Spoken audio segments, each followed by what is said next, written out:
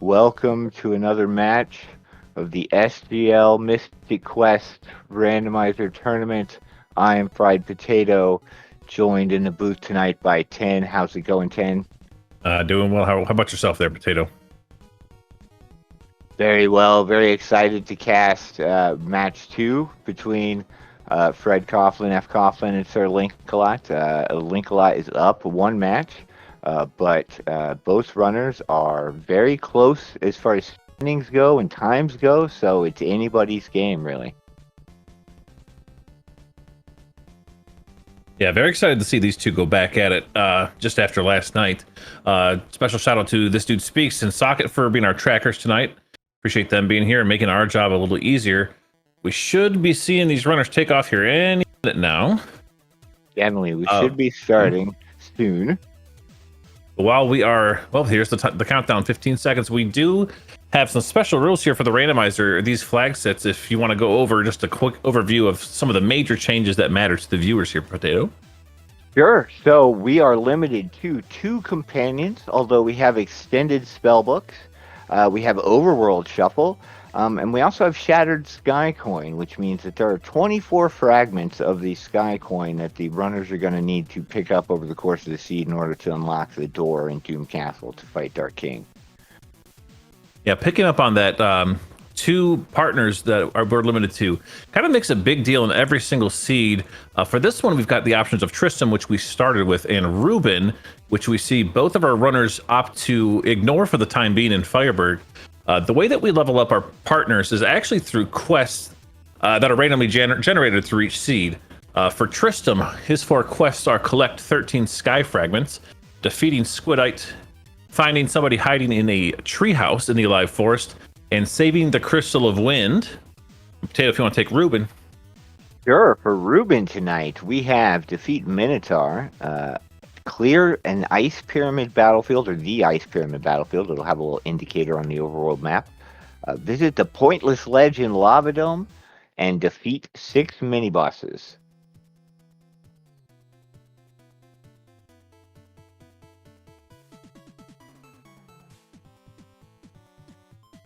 So depending on how this seed lays out, we're really going to determine exactly who our runners want to take with them into the end game here. Just in terms of actual gameplay, we see fcoughlin pick up the Wake Water very early. It's nice that he'll be able to unlock the area behind Focus Tower ASAP. Definitely, as soon as Aquaria shows up somewhere in the overworld, they'll be able to get access to a couple extra free and fairly easy quick checks.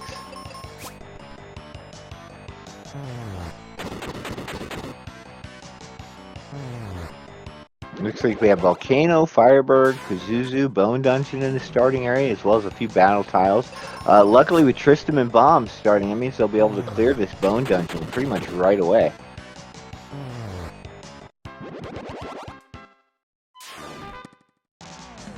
Yeah, each companion that you can bring with you in each seed, they have like little steps you can take. So for example, Tristram's, you can bring him with you to Bone Dungeon, and at the door where he normally sells you bombs of vanilla, he will give you a key item there. And then again, when you return to the hotel in Firebird. So that is a good option for them to keep Tristram this early on. Let's see what fcoghlin's doing back in Firebird here. Definitely, maybe he got enough money to afford whatever's for sale here, or at least wants to check it out. It looks like they got 900, and the River Coin is for sale. So instant progression for fcoughlin. See if he decides to go through the door or tries to do Bone Dungeon, or anything else he could possibly do here. Right, couple options. Definitely Bone Dungeon would be my play, I think, just because you might as well get it over with while you're here. But River Coin opens up a whole nother area to explore, and there could be a lot of things over there just waiting to be picked up and free. It doesn't look like we can level up Tristram before the end of Bone Dungeon, so that would be a rather difficult Flamerous fight, or could be. We do see fcoughlin opting to go through the River Coin door and head up to Firebird, meanwhile Linkalot heading up to the summit of Volcano, it looks like. Yeah, being very thorough with shard hunting allows him to peek some that are on the path to Medusa, so when he comes back to Medusa later, or if he has to, he'll know, which boxes are value or not. Heads up play, really, in a lot of situations, getting as many shards as you can early. You never know when go mode is going to kind of come rushing at you, and suddenly, you've got to scramble to find the 24 shards you need to be able to beat the boss. Ooh, Linkalot finding early sand coin. fcoughlin missing out by not doing Bone Dungeon first. But he does opt to push Phoebe forward. So when you don't have a partner that you can take with you, the partner will then just automatically walk to their next location. So that's what he did. He got Phoebe's quest line all completed, so he doesn't have to worry about pushing her anymore. And then we see Linkalot actually leave Bone Dungeon. Interesting. That sand coin may be pulling him away right away. I don't know if he peeked Firebird Vendor and knows that there are 2 coins just on the table right away, or if the sand coin alone was enough to, sort of pull him away. It's a lot of the world open to you very, very early. Oh, we will see. Okay, the Tristan 3 check. I like this play. Leaving Flamerous for a little bit later when maybe your partner's strong enough to insta-kill Flamerous, while getting Ruben, who is the stronger partner at the moment, and getting the Tristan 3 check and the store. Not a bad play by Linkalot. I like it. Definitely true. Tristan's usefulness until he has exit has sort of been spent with these 2 checks done. So might as well switch into the companion that you're probably going to be using, longer term, and definitely is going to be a little bit stronger for the foreseeable future. Easier quest as well, Squidite. A very chill boss, usually an easy, one to take down, provided you can access him. We do see Coughlin there getting the Libra Crest right next to the Libra Temple, being able to complete that check really quickly. Doesn't really get anything useful from it, unfortunately, but now he doesn't have to worry about that, which is something that's easy to forget where it is. Definitely. Anytime you can get one of those little stragglers done while you're in the area where you see it the first time and don't have to remember, 20, 30 minutes later when you pick up whatever key item is tied to it. Yeah, it's definitely a benefit. We do see Linkalot here. So if you notice the battle tile that they're doing right now does have an exclamation point on it. That is indicating that it is tied to a quest, and that is the Ruben quest, clear the Ice Pyramid battlefield. So once Linkalot clears this, Ruben will then jump up to level 15 and he will obtain the Blizzard spell. Definitely, and it'll also make him able to cast Life on Flamerous to instant kill him, which will definitely speed up the fight at the end of Bone Zone if he wants to clear that out before moving on. Yeah, this was in his mind from the start. Really kind of thinking 3 steps ahead here. Pretty impressive stuff by Linkalot. Definitely, yeah. It's a long-term game plan sort of laid out once he saw the quests and what companions were available. And once he saw that Sand Coin and River Coin, I'm sure that sort of pushed him into sort of mode, because you definitely know the Seed has plans at this point.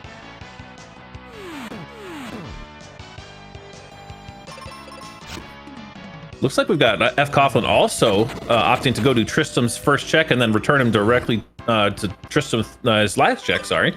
Let's see if he picks up Ruben in the meantime. I can't imagine he wouldn't. Right, I think the same play, right? Unless you're going to hold on to him for exit and you plan on getting him up there fairly quickly, or perhaps you want the paralysis, I don't know. That is a potential thing that Tristram can add that Ruben does not bring to the table. He does opt to keep Tristram. I thought maybe he'd be going to Wintry Cave to try to get Tristram's first quest done, but it looks like he's going to at least check this free item behind Sandcoin. Gaia armor, huge. Love that early game. Definitely. Anytime you can get those resists early is nice. Yeah, and just continuing to explore the overworld with this Tristram, find out what areas are on the table first, maybe before making any long-term decisions. Very true. You don't want to commit too early for some of these seeds, because you could benefit later on if like you mentioned, something comes up and all of a sudden you've got exit early and your opponent doesn't. Then it makes a huge difference.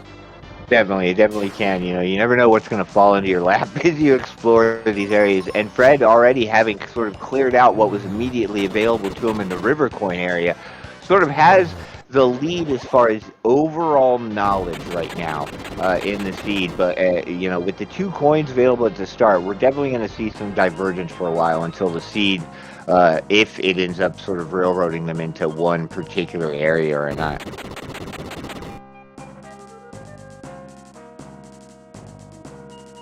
There's a lot on the table right now. A lot of options. Mega grenades out of the quest for Fred. Well, that's definitely an item you want and need to finish the game. And look at all those blue Yeah, I was battle gonna say, tiles. that's a lot of tiles there. About to see a lot of fights on Fred Coughlin's side here. Yeah, hopefully, if you get lucky and they're all one packs or, short encounter range, this is going to be a lot of key items obtained fairly quickly, which is, going to open up that much more for him, most likely. We see Coughlin also getting the cat claw there, so now he's got a claw, axe, bomb. Almost the entire world's open to him in terms of dungeons. And then we do see Linkalot using the life strategy against Flamers to kill him in one shot. Great, just routing early game by Linkalot, in my opinion. Definitely, set himself up with the plan. It seemed like he really knew how he kind of wanted to handle the Tristram Rubin situation and what was available in that first area. And he's about to finish this and have cleared out, a fair number of checks here available in the early game.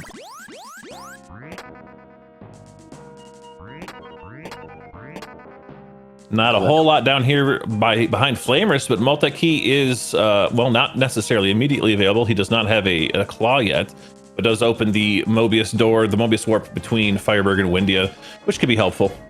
Definitely. You never know what that gentleman down there will have, what he's holding on to and which way you'll need to get into his room to get it.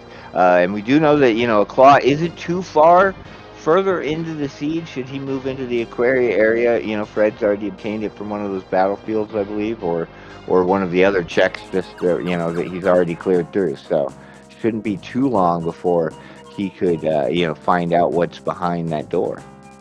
Yeah, I don't think Linkalot has made their way into Focus Tower yet. It'll be interesting to see which, look at that, pre-scouting the area, trying to figure out which is the smart play to go first. I imagine seeing all those blue tiles, they will choose Aquaria.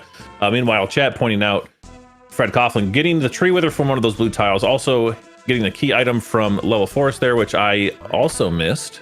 I believe it was just the charm, I think. A charm was in Flamer's right chest. Oh, perhaps the magic ring? Maybe it was. Quake. Chat's saying Quake. There we go. Hey, thank you, chat. Lots of things that unfortunately not super helpful, not those, juicy key items that you're looking for to sort of progress through the seed further. Fred coming back to the starting area, deciding, I think, finally to go with this Rubin. Going to clear out this Ice Pyramid battlefield. He does have Megas now, so it should be pretty fast.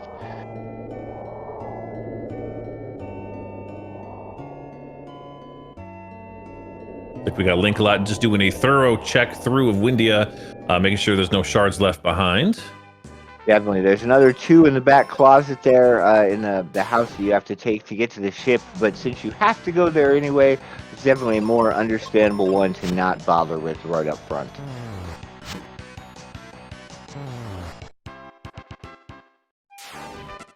I definitely understand. Seeing all the blue that was in the Aquaria area, which is fitting since it is a fairly blue-themed area, definitely drove him there over that river coin. So it'll be interesting to see sort of what happens. We've had a lot of divergence early in the seed as far as what the runners decided to do and what that led to, really. There's Linkalot's Mega Grenades. I assume he will just continue on the same exact path Coughlin's been on. But we'll take a pit stop in on the rope bridge here real quick. A couple of shard checks available to them. Definitely. Why leave them behind if you're being thorough, which some of the runners seem to be, extra thorough, checking every brown box that is at least reasonably accessible on path, and being rewarded a lot of times for not having to scramble perhaps later on in the seed or spend extra time in ice or lava dome. There's that wonderful Quake spell for Linkalot. Can't imagine we'll see that even one time this run. It's so good. Oh, no. These battle tiles are very nice. Low encounter numbers for the most part, and so far, the enemies for the most part, again, seem to be Aquaria enemies, which aren't terrible to take down at this point, so... Yeah, and especially now that Linkalot's got that Rubin level 15, it will have a slightly easier time than Coughlin had. I believe maybe the reason Coughlin went back to do this battlefield is to specifically grab Rubin 15 for those battle tiles. It would make sense. Rubin does a little bit more damage, I feel like, than Tristan does, and his Morning Star hits a lot of weaknesses that Tristram's ninja stars do not. Like these crabs, for instance. There's Linkalot's Wither, and we do see Coughlin actually diving bone dungeons, probably just for that same reason Linkalot did. Now as that level 15 Ruben that will one-shot flamers, won't give him any issues at all. Definitely, it's too dense to leave behind, and should be a fairly quick affair in the starting region. None of the enemies are going to present too much of a problem, and then, he can move on and doesn't have to think about it anymore. These windy enemies giving SirLinkalot a little bit of the business here. Definitely, there are some of the later game enemies tend to be faster than your party for a good long while. And so because of Script Shuffle, they can open up with a world of hurt.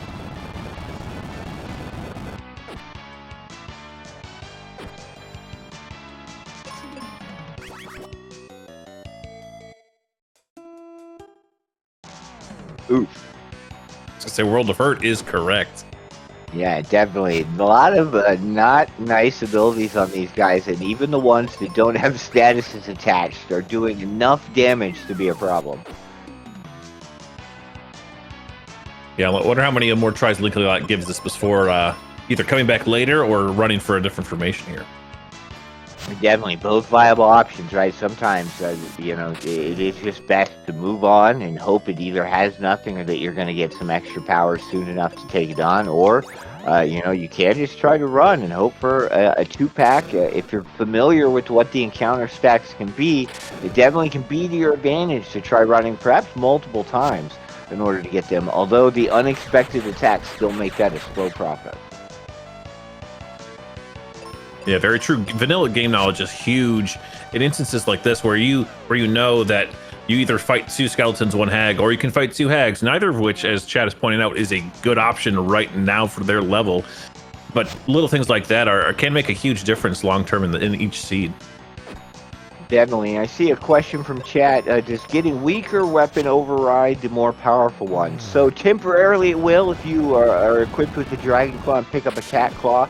And go into battle without switching back and forth, you will have the stats of the Cat Claw. However, once you switch off and back on to the higher tier weapon, the game will look at the one you actually have in your inventory. So, not for a long period of time, but it definitely can catch you off guard if perhaps you got basic bombs before you went into a battle and were expecting to use megas.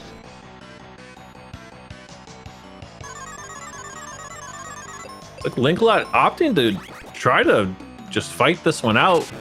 Hopefully it pays off for them. Meanwhile, we've got Coughlin finding the Sun Coin behind the multi-key. Ooh, very now open. Yeah, now he's got, and with an axe, other than a sword, he has access to a lot of locations. Ice will be off the table and deep into the tree, obviously, without the claw and the sword. But most everything else that he's going to find over there is something that he can probably do something with. Yeah, and he should also find a quarry over there, which he'll finally be able to thaw using that wake water we got as our very first item. Haven't really peeked what's behind Focus Tower. We might be able to see on Linkalot's screen here in a minute. Definitely. We know it at least can't be a quarry because we're using standard logic, so crest warping is not considered for region access, so I don't believe that Aquaria could ever end up locked behind the wake water, except perhaps the tile locked by the lava dome itself.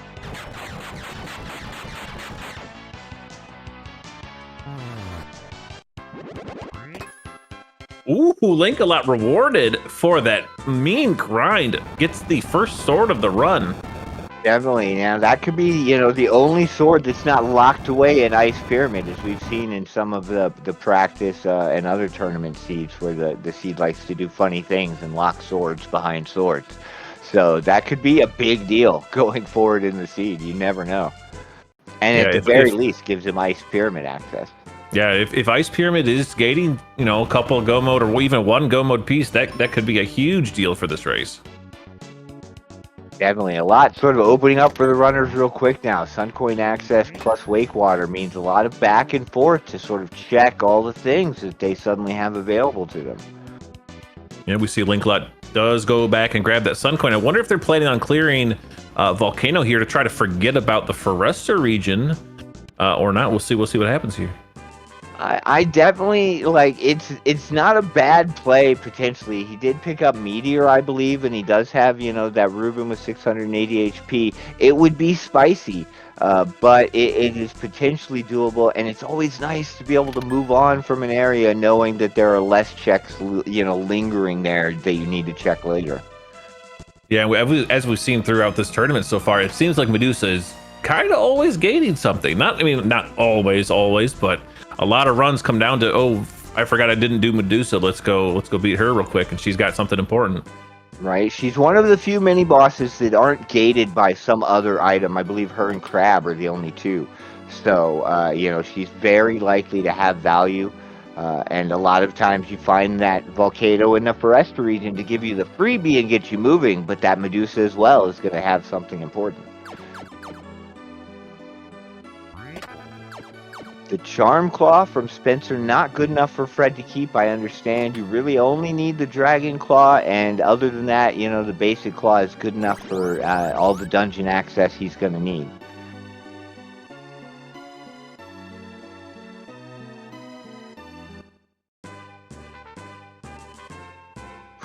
The Crab check, unexpectedly spicy with the Windia pack of enemies blocking the route Fred chose to pick, the 2-column path. So he's going to have to fight through these, and as we've seen, some of the Windy enemies are not particularly nice, although a Meteor cast and Ruben not missing will do the job.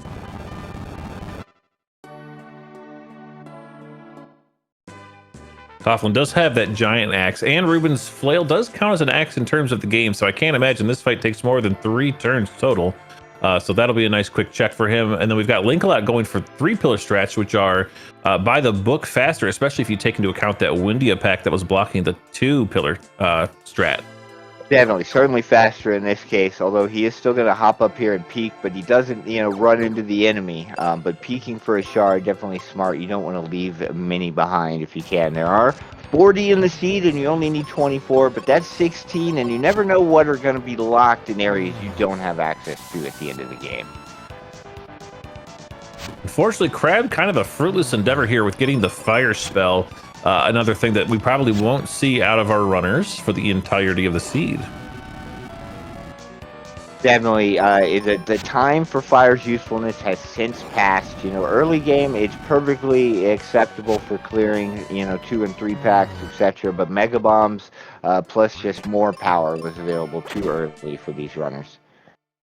We do have Fred Coughlin heading to the back of Focus Tower, where that Wake Water thawed out that path that we didn't get to see frozen, but rewarded with Flare, our greatest spell for Benjamin, and we don't have Vita's Key, so we can't check the other. Definitely one he's going to have to leave behind, but I'm sure he's not sad to have Flare in the belt. You're going to bring your top damage on Benjamin to the Dark King fight, which will shave a few turns off, hopefully. Make the most out of those spell charges, which you may be going in with only 4 instead of 5. We've seen a lot of runners hit Dark King in the 16 to 19 range rather than going all the way to 20. So every bit of damage you can eke out helps. We got Linkalot here diving down to check the Spencer check, which we already know is going to be Charm Claw. I didn't catch if Linkalot made a scum save. But on the other side, we've got Coughlin go ahead and doing the Tree Wither check for Kaylee's mom, rewarded with a blizzard. It's like we're getting all of the right term, right? We're getting all of the useless key items back to back to back, it seems. Definitely, I wouldn't be surprised if Medusa, is sitting on something important, although Volcano's right there, or Lava Dome is right there as well, and they have had Megas for a while, so there's a few checks in there, as well as a good number of shards that are just sort of waiting for these runners to pick up.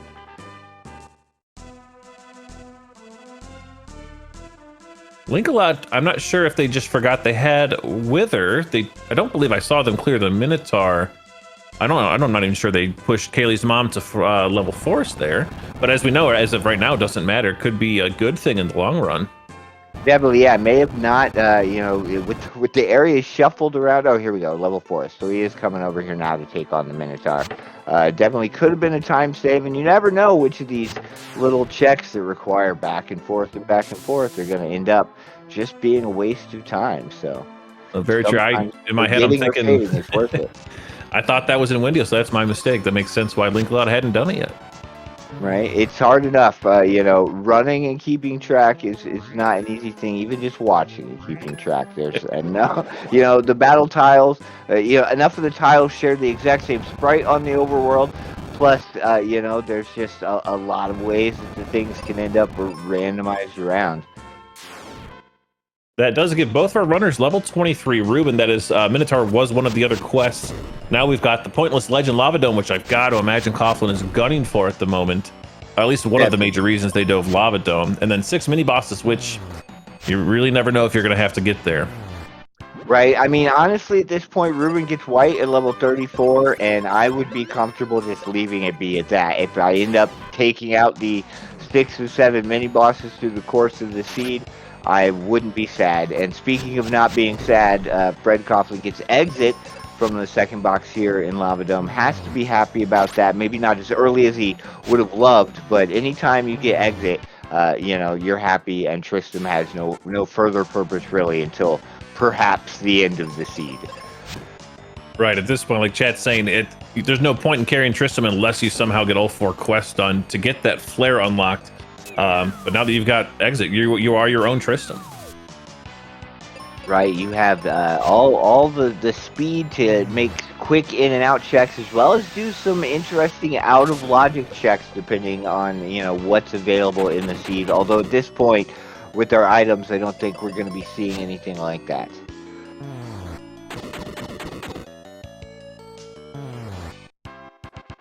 You see Coughlin kind of re-diving Lava Dome here. I'm not sure if they're just now only going to go for shard checks, or if they are pushing. I can't imagine they're going to push Hydra this early. Well, I don't think he made it all the way to the Pointless Sledge yet. He did open the Hydra door, though, I believe, with exit. So I would just gun it all the way to Hydra to check for shards. We'll see how far Fred goes. I mean, definitely going to head for that Pointless Ledge and get that pretty free quest. All you need is a claw and access to Lava Dome. But beyond that, there are still a number of boxes he could decide to, look for shards in.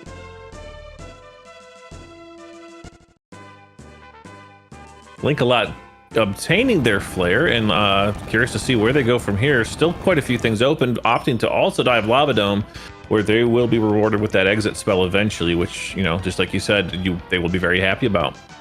Definitely. You want to have it. It makes so many things so much faster. The earlier you get exit, you will shave minutes off of a run in these seeds just because of how much travel there is. And, the dungeons are long, and not all of them have shortcuts out to the front. Most of them, in fact, do not.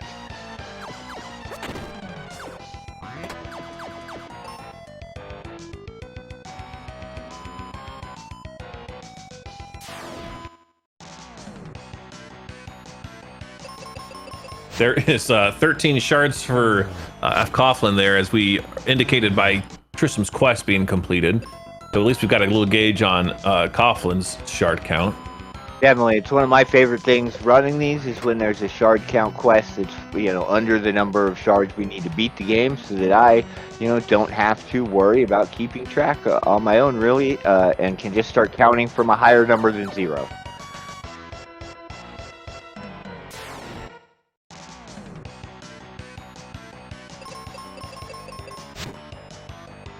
I feel like the Lava Dome play makes a lot of sense. It's 2 checks, a lot of shards, the quest for Ruben.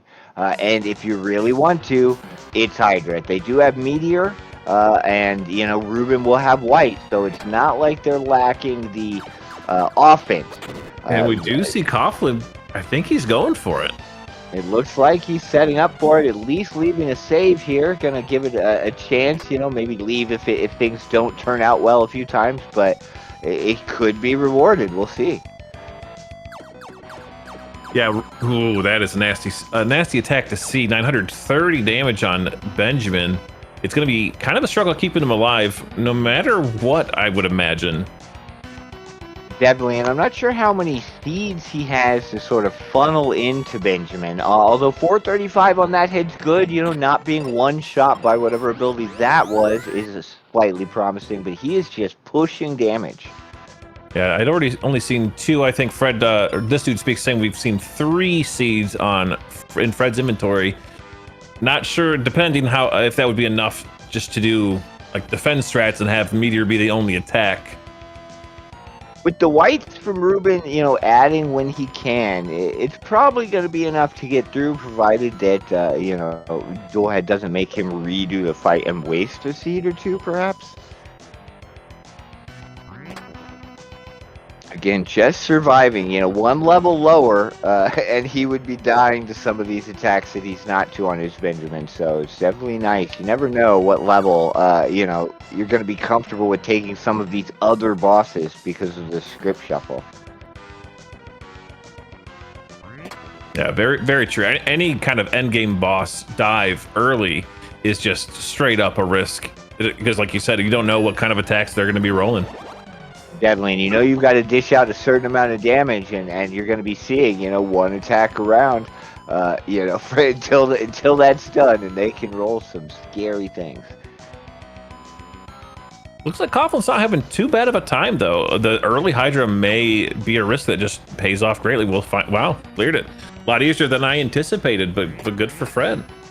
Definitely, yeah. Hydra not putting up too terrible of a fight. That level 34 Ruben really doing a lot of work to have the HP to survive and triage Benjamin is needed and keep some white damage on the side going. So well played, and let's see if he's rewarded for this check. Also very interested to see if Linkalot makes the same decision. There is our second sword of the seed. So in Coughlin's eyes, he was rewarded greatly. Linkalot may not be as excited if they decide to fight the Hydra right now. I feel really bad for Fred a little bit right now because he immediately heads to the battle tile that we know is going to reward him the basic sword. It will be a good chunk of XP, and it's probably not going to take him as long as it did Linkalot when he was there the first time, but he will not feel fantastic, I think, once he sees what this gives him. At the very least, both runners doing both of these sword checks, so nobody's really the wiser. Both wasting time almost equally.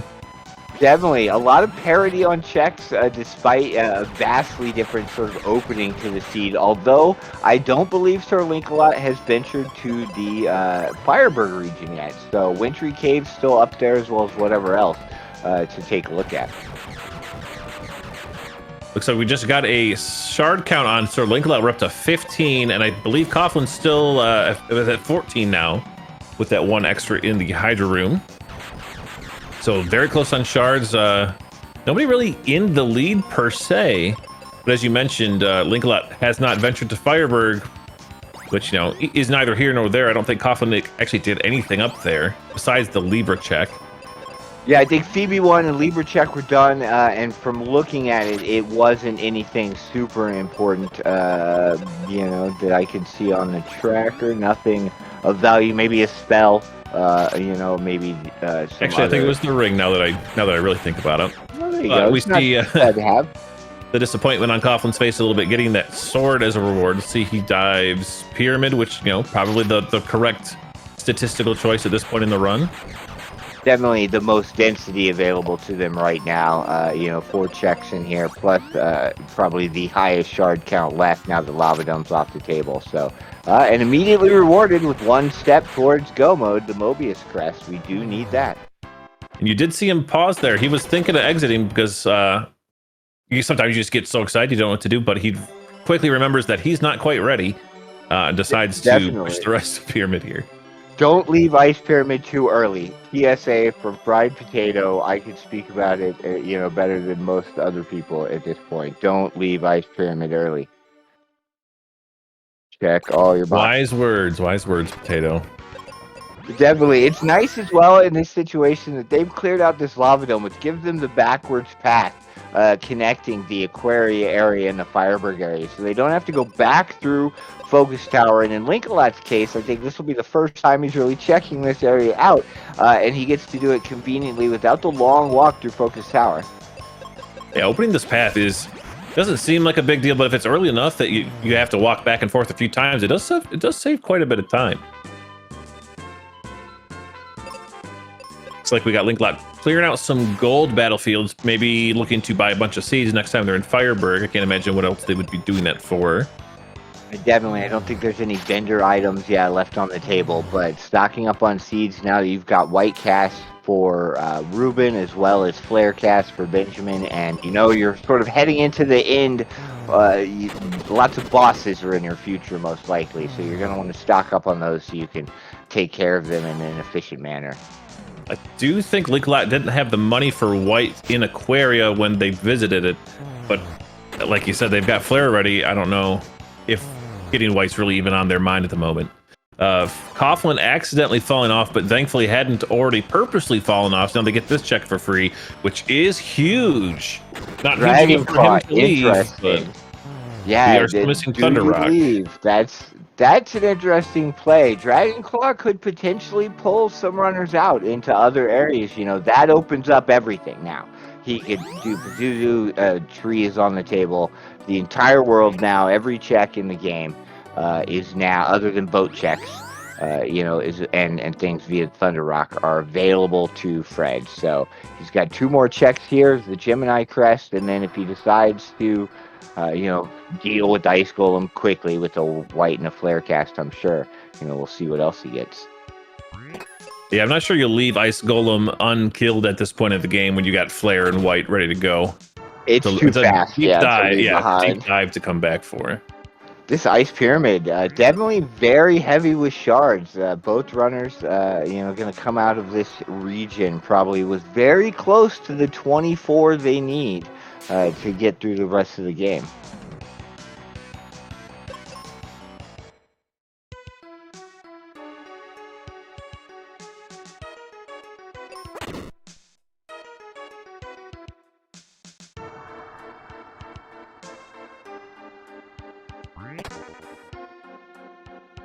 Ice Golem sticking around a little longer than usual, but still going down without too much of a fight.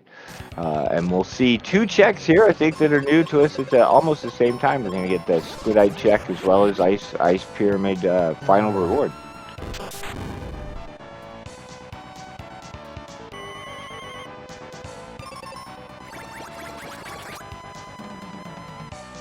Coughlin with the Apollo helm behind Ice Golem, kind of nice to get at this point in the game. Very, very lucrative Ice Pyramid. Meanwhile, Squidite handing out a quest and an axe, not something that SirLinkalot wanted to see there. No, that is not value at this point. It's a quest for Tristan, which may play into factor, a little bit later in the game towards the DK fight. But right now, definitely not something that helps SirLinkalot at all. Chat pointing out, Ice Golem also is a free heal, and while not a huge deal, checking a heal, you can't really complain about that.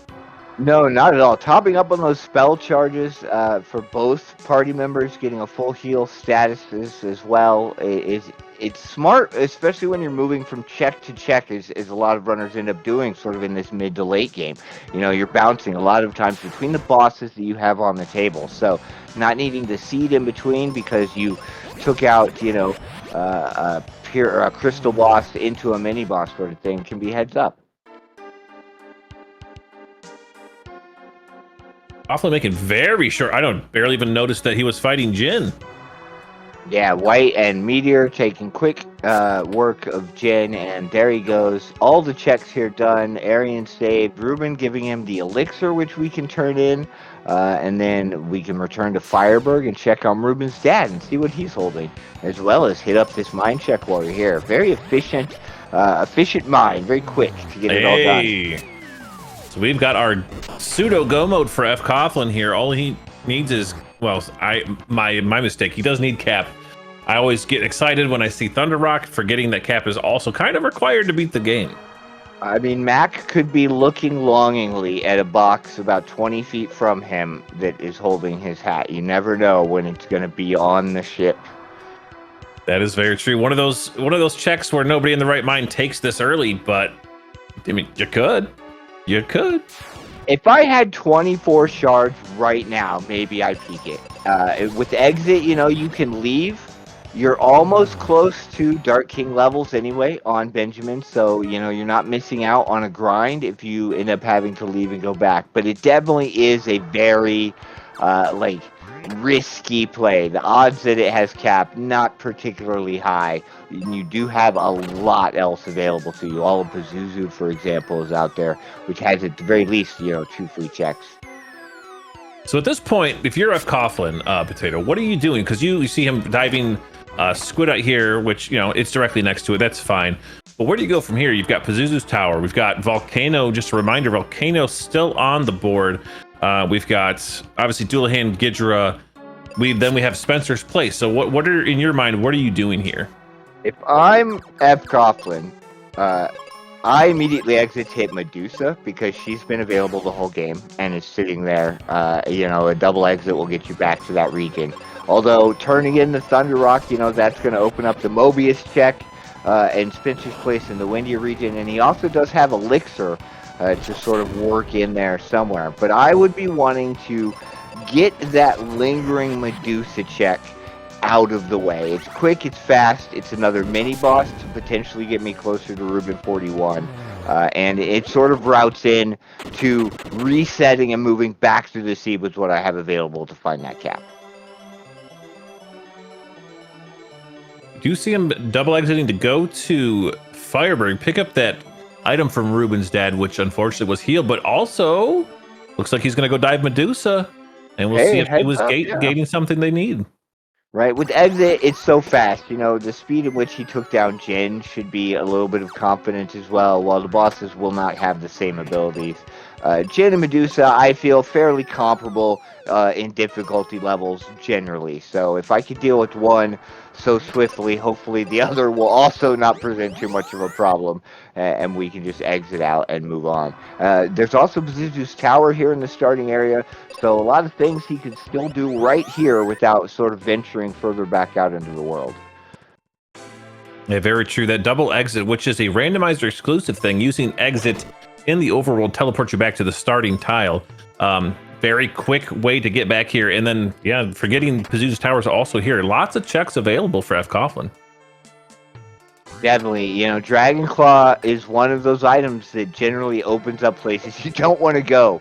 And when all you're looking for is the cap, which can be anywhere, it's just a lot of decisions now to be made. Everywhere that isn't done is available, pretty much. We're not missing any gating key items except for that Venus key. So every location has something that can be done unless we've already cleared it out.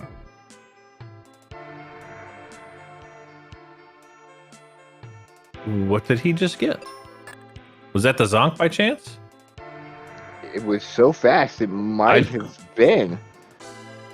Yes, it was 3 seeds. That is saying, wow. So my comment at the very beginning of this was very incorrect.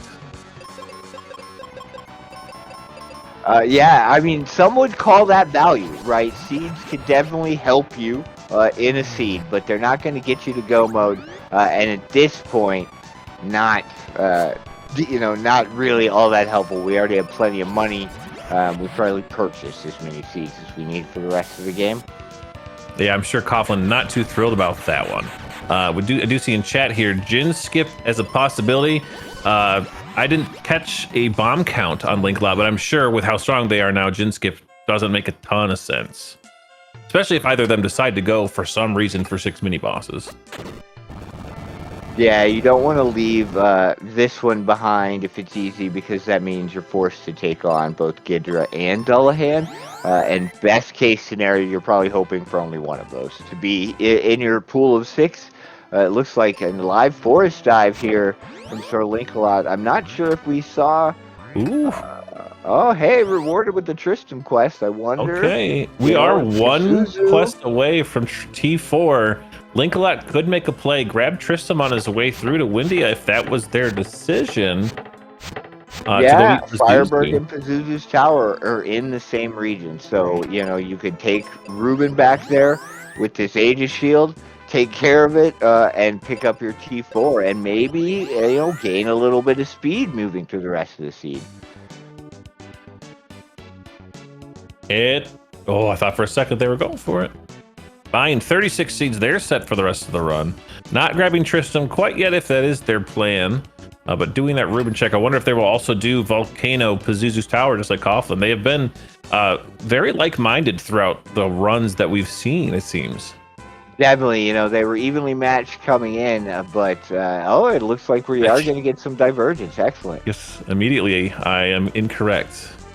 I'm not sure what the Pazuzu Tower rewards were. It looks like, Steel Venus. Shield and a Venus Shield. Wonderful.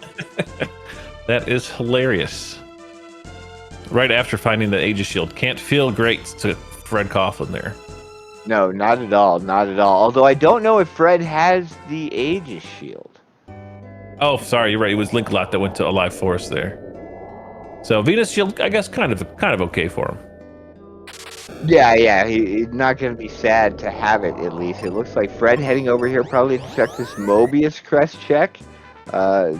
Definitely, available. And then I believe Foresta was in the Windia region as well. So maybe turning in the elixir, going to head back to Windia proper, the town, to turn in the rest of that check. Ooh, okay. There it is. Well, I didn't want to say it earlier, but my when I asked you that question, my play might have been check Spencer's place. I don't know why I like it so much, but they didn't have, they still don't have Venus Key. Normally you have Venus Key by the time you have to do that, and it feels good to check, 3 things at once, but... Definitely. Now, this is an interesting point. If SirLinkalot just pushes forward and checks that right now, baby. we've got a heck of a race. They are very, very equal in levels. I'm not sure what each person's shard count is, but they've got to be close to each other and close to 24, if not already there. Yeah, chat pointing out T4 not really on the table anymore. I don't see a runner of their skill that would see this go mode and opt to go kill Pazuzu at this point. No, definitely not. If you had already done it, it would be consolation, but at this point, you were gunning for the ship. It looks like maybe both of these runners have the shards they need, because they're not stopping to peek a lot of places, it seems, right away, hopefully they're going to get what they need. We have Cupid Lock. I'm not sure if we've seen the life spell for these runners. That's a potential point of contention going into the Dark King fight, I suppose. So that would be interesting to find out. But maybe not our 24 shards. Fred is still hunting a little bit. Yeah, we have not seen life. We do see Linkalot taking that extra Kaylee's mom check, which, great idea. It's on the way. Unfortunately, rewarded with Excalibur, which will not help them in the remaining fights here. No, I mean, I like to have the Excal. I believe it provides, the best speed boost you're going to be able to get. So if for whatever reason Ruben goes down and you need to do something like life him up with Ben before Dark King takes a turn, maybe it'll help out there. But without life, that's going to be pretty tricky. As chat's pointing out, Fred is still looking for shards, and we know that he left at least one behind in Ice Pyramid, perhaps 2. So that may be coming back to cost him a little bit of time here, trying to find the 24 he needs. So SirLinkalot's more thorough routing, so far looks to be saving them some time if he is indeed at 24 shards. Yes, Linkalot also opting to take a few extra battles here. These battles are usually, are going to be Windia enemies, which will provide lots of experience. Hoping to get to, I assume, at least level 18 before they have to go take on Dark King for safety reasons. Coughlin quickly finding his remaining seed in Cage Temple. Lucky him, immediately headed back to the ship. This is going to be awfully close. Wow, yeah, we are, a few items and steps away on both runners. SirLinkalot has the advantage of 1 level and Cupid Lock and Aegis Shield over Fred right now, but otherwise they are neck and neck going in here. Yeah, that Aegis Shield protecting against petrification, so if DK does roll a petrification move, this could be in a huge advantage for Linkalot. Definitely, and I think we're going to see a peek of the Doom Castle chest with life still on the table. I approve. If it is life, you're happy, and if not, you just move on. If it's not life, it's magic mirror. That is sad. So Fred quickly peaked his XP as he came in. Looks like he wants to take some encounters for some more levels. I definitely don't blame him. And SirLinkalot having a similar idea now that he knows for sure life is not on the table. Trying to think in these runners' heads, maybe they're thinking, you know, we're only 48 minutes in. They made some pretty good decisions. I wonder if they think they have a little bit more time to grind up, not knowing that they're literally step for step at the moment. Definitely, yeah. They could be thinking that they have a little bit of extra time to try to get to safety, or that it's just worth, you know, not wiping versus a few extra encounters. Where's your time differential there? How much is acceptable for you? You know, every level could matter when it comes to not having life at this Dark King fight. Yeah, very true. Like we saw with, I think it was Dual Head, fcoughlin living with double-digit HP on multiple occasions. A single level here or there could make a huge difference in every single attack. Definitely, especially with Ruben. Ruben is not a particularly fast character, so you put yourself in even more danger, really, in the Dark King fights with him, because you can't react the same way to damage coming out on the Dark King's turn that you can if your companion outspeeds him regularly. The odds that Ruben will outspeed Dark King are very low, especially at level 34 and not 41. Our runner separated by 2 seconds. We see fcoughlin. Interesting. Smart play. No life potion, no life spell on the table means if petrification comes out, those heal pots are going to be Benjamin's only way to free up Ruben. Very true. Game knowledge, randomizer knowledge there. I didn't even know those were there. Definitely. Now we just get to see what sort of abilities is this Dark King going to throw out at our runners.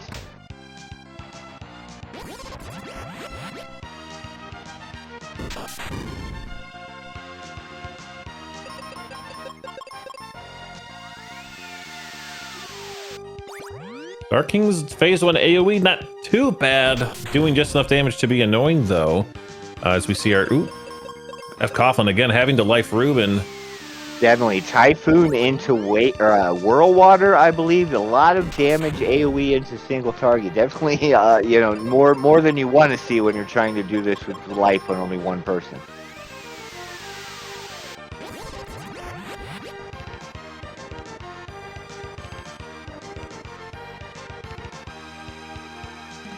First one to phase 2 is Linkalot, but I can't imagine Coughlin's very far behind here. I imagine maybe this next turn. Yeah, I believe one more spell maybe push into. No, yeah, a few spells behind on fcoghlin's side, it looks like, due to just the RNG sort of dishing out a little more damage up front for him. Yeah, it doesn't look like the extra level's making a huge difference at this point of the fight, but Coughlin just getting bullied. Still in phase 1, unfortunately, with just, like you said, that bad RNG. Yeah, Dark King likes to be mean sometimes, for sure. And will throw out just repeated, you know, tons of damage that you can't mitigate as fast as you need to and still push offense.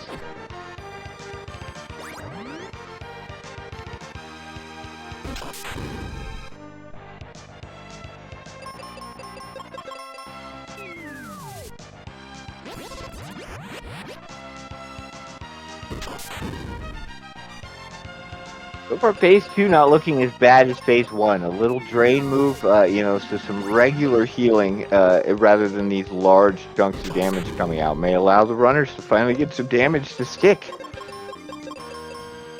Yes, as part of that script shuffle between phases, each wash could will gain or lose a random number of attacks. So it looks like Dark King lost the AoE, at least the dangerous one that we were seeing in the beginning, gaining, like you said, an easy drain and a couple mid damage attacks here. Yeah, sleep move coming out. I don't believe that's going to land on Benjamin, although Ruben probably susceptible to that. Could be scary. Just a little 1100 damage on Benjamin on Linkalot's side, causing a little bit of an issue. Nothing that Ruben can't fix, though.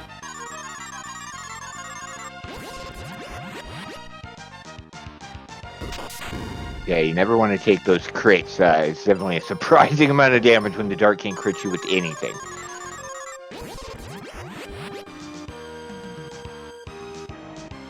First phase 3 goes to Linkalot, while Coughlin still getting that possum luck. Just non-stop beatdowns, having to heal almost every single turn with Ruben. Definitely, Dark King has got fcoughlin's number and is not giving him any room to really maneuver in this fight. Right there's our first attack. That level would have mattered. That whatever the attack that was doing 732, I believe I saw. And then we've got, oh no, oh no! Phase 3 with both paralysis and stone and no life available for Benjamin. This is going to be a fight. The only thing Linkalot's going for him now is that Aegis Shield does protect Benjamin from the petrification, so Coughlin's still susceptible to that. But as we saw, Ruben, not so much. We'll see what happens to Coughlin here as he heads into phase 3. That could be all it takes, though, for Coughlin to take this. Definitely, you know, if he doesn't see those abilities, or if they just go for Benjamin repeatedly and fail, or just do damage, you know, he's going to be in the driver's seat. It's definitely a tense moment.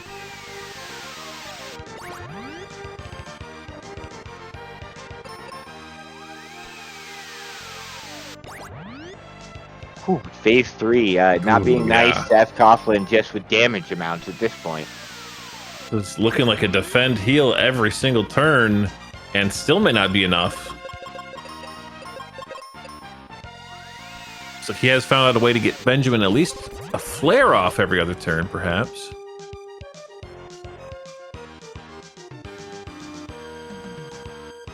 Linkalot quickly back to phase 2. Definitely. We'll see phase 2 is fairly chill compared to phase 1 and 3, that's for sure. So we'll see how quickly he can sort of get back into this scary part. We do get that Petrify, and... ooh, Ruben shakes up Paralysis in one turn. And gets the life off on Ben to save him from the petrification. That could be a very, very big deal. Even though, you know... Fred's Benjamin was not immune to that. Ruben shaking off that paralysis immediately may have been, you know, a game changer.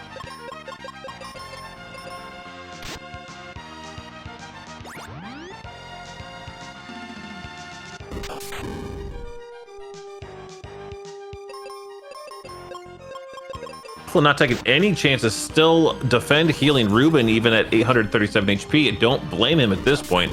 Any attack could spell the end of this attempt, such as that attack there if he can't get an attack off with Benjamin. Yeah, if he's unable to heal up this Ruben before, going into heal, very nice, lucky there. Could have definitely been another run ender if that had landed on Benjamin. Yeah, Fred shifting into a slightly more defensive play style, definitely after having, you know, spent this long in the fight and seeing the abilities that come out. Definitely be wise to adjust and just, you know, take on those Madam President, Mr. President strats and try to just do a little bit of damage and stay in the fight.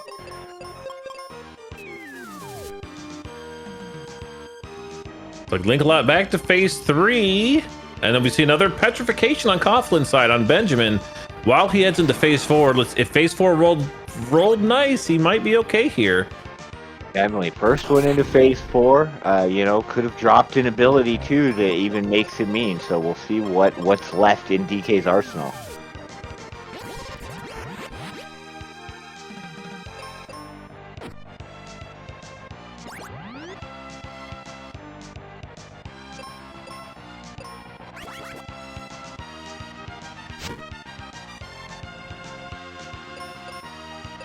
Knows he's close, opting to not heal and just send it. Something I would also do, and that is it. Wow. Coughlin takes it barely. Coughlin. What a race. Runners neck and neck up to, you know, throughout most of the scene and definitely right up into the final fight. But the RNG and just status abilities, even lacking the defensive items, fcoughlin getting a little bit lucky there with some targeting and some smart adjustment to handling DK script, takes it over SirLinkalot, which I believe puts us at 1-1. Yes, our first 1-1 of the tournament.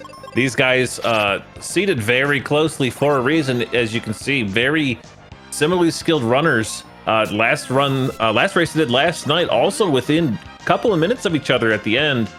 So not surprised to see this kind of finish, but it is very exciting to see. And it sounds like we're joined by fcoughlin. GG's. Yes, well played, Fred. Thank you. That was a That was seed. that was a seed. The nail-biting DK at the end there. Yeah, you could say that again. I was terrified. I had no clue where Linkalot was at the time. I figured SirLinkalot had to be really close, so it was kind of okay, we got to try to go as fast as we can. Oh, nope, we've got to play this as defensive as we can, because there's almost no chance of getting through this. You were indeed very close. In fact, SirLinkalot was actually slightly ahead of you into phase 3, but took an unfortunate series of abilities and ended up having to start over the fight. And your quick shift into those defensive strats definitely was the right call, considering what Dark King has in his arsenal in phases 3 and 4 for this fight. Oh yeah, that was terrible, that combination. And especially with the lack of stuff there. I mean, I see right now that Linkalot has the Aegis shield there, so clearly a little bit of an advantage there for Linkalot with the Aegis shield, but not pretty. Yeah, thankfully you did not have to suffer a wipe from the lack of Aegis shield, which was, like I said, nail biting a couple times there in that fight. Yeah, trust me, there were quite a few times there where either one of the people got paralyzed, and I was like, okay, we're just gonna put on auto and hope that we don't get the other one. And then I think there was one point there where Ruben got paralyzed when I had the auto on, and that just made things ugly.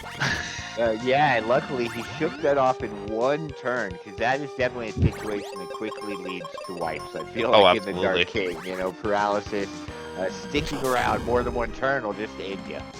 Absolutely. GG's to Linkalot, finishing not even 3 minutes later. Another close race, you two. Very, very fun to watch, not gonna lie. Yeah, well, Linkalot is absolutely awesome.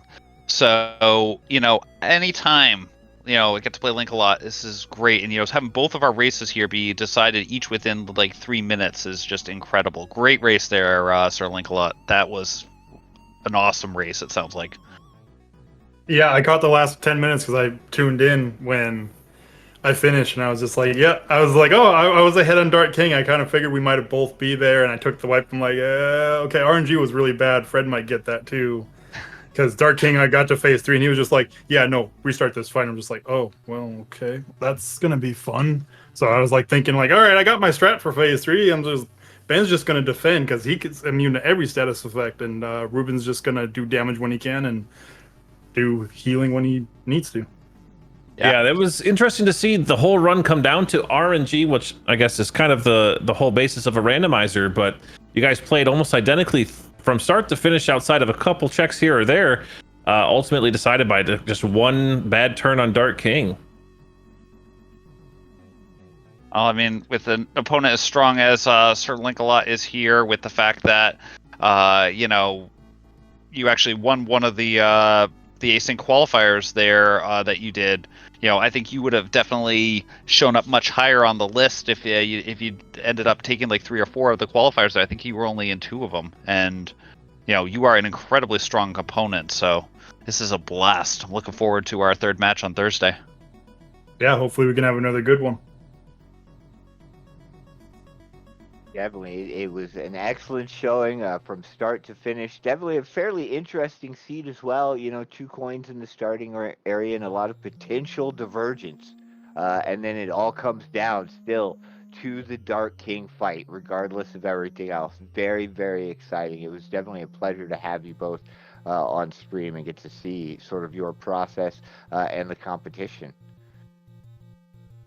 Yes, and speaking of process, I do have one question for at least Linkalot, for potentially for both of you. At one point, I was theorizing, Linkalot, that you were setting yourself up for Tristram 4 after finding that hidden person in the treehouse. Was that on your mind until you hit the cap, or was that something that you weren't even considering since you had Ruben 3? No, it was on my mind because of the fact that I still need cap. There was the possibility that maybe it's on Pazuzu, so if I have to clear Crystal Wind, I'll take a 41 Tristram over a 34 Ruben any day. But I'm just I'm not going to go fight Pazuzu just for 41 Tristram.